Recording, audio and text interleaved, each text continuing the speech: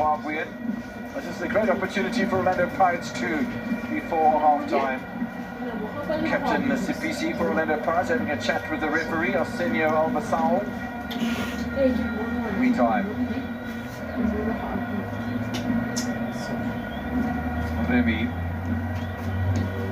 looking to set something up here. Interesting little challenge here, because you've got the two wingers, one left-footed, one right-footed. Apollis will be the right-footed option. Moremi the left. It is going to be Moremi. Or sends the keeper the wrong way. Flat-footed Hooney.